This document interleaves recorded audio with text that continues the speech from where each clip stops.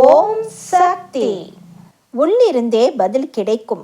உன்னுடைய ஆன்மாவை தட்டி எழுப்பி கேள்வி கேட்டுக்கொண்டிருந்தால் அதற்கான பதில் உன் உள்ளிருந்தே கிடைக்கும்.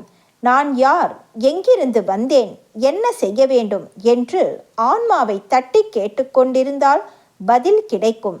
ஆனால் நீ நினைக்கிற நேரத்தில் கிடைக்காது. அதற்கான முயற்சியை நீ செய்து கொண்டே இருக்க வேண்டும். உன் புலன்களையும் மனத்தையும் அடக்கி ஒருநிலைப்படுத்த வேண்டும். உன் மனம் ஒருமுகப்பட்டு குவிய வேண்டும். 10 கதிர் முற்றி அவற்றில் 2 கதிர் பதறாகிவிட்டது என்பதால் அந்த 2 கதிர்களுக்காக தனியாக தண்ணீர் பாய்ச்ச முடியாது, தனியாக உரம் வைக்க முடியாது. நான் இன்று உங்களிடம் வந்திருக்கிற இந்த காலத்திலேயே நீங்கள் கதிராக முற்றி பயனடைய வேண்டும். பதறாகி விடாமல் பார்த்து கொள்ள வேண்டும். வினையும் விளைவும் உங்களிடம்தான் உள்ளது. அன்னையின் அருள்வாக்கு. என்னுடைய அருள்வாக்கு என்ற பாத்திரத்தை பயன்படுத்தி எதிர்கால வாழ்வினை அமைத்து கொள்ள வேண்டும்.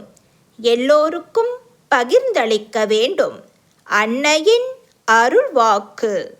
Please share and subscribe. Om Sakthi.